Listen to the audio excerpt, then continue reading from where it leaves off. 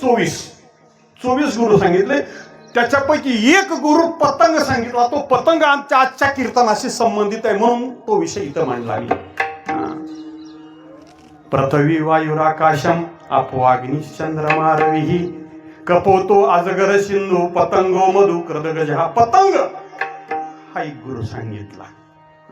मधुहा हरिणो मीना पिंगला कुरलो अर्भका कुमारी शरद कृत सर्प उर्णनारी सुपेश कृत विठाला विठाला विठाला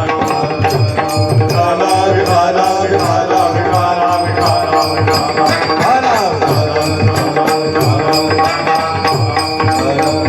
पतंगाला गुरु केलं म्हणाले. पतंगाला का गुरु केलं अवधूत महाराजाला विचारलं तर अवधूत महाराज म्हणाले पतंगाचा पहिलाचा स्वभाव असा आहे की पुढचा पतंग गेला. पतंग कशासाठी पळतो तर नाथ महाराज त्याचं उत्तर सांगतात. पतंग पळतो तो दिव्याला बघून पळतो.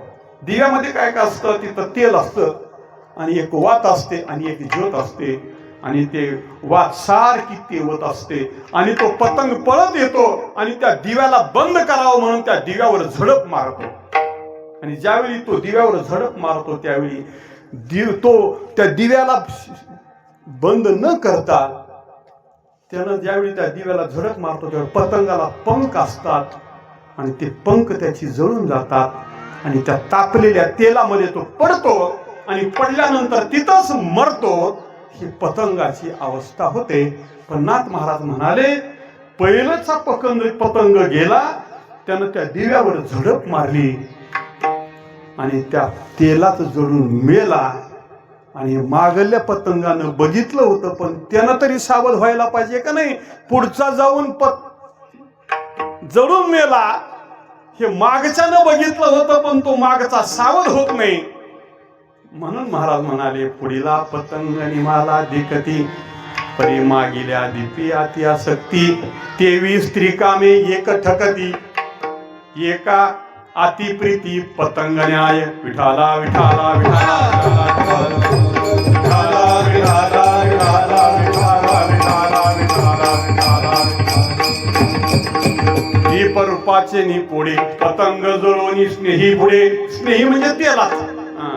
दीप रूपाचे नि कोडे पतंग जळोनी स्नेही पुढे 23 त्रिसंगे अवश्य घडे पतंग रोकडे अंधतमी. किंवा ज्ञानेश्वर महाराज ज्ञानेश्वरीतही हा दृष्टांत सांगतात. पतंगा दीपी आलिंगन देत त्याशी अचूक मरण 23 विषयाचरण आत्मघाता.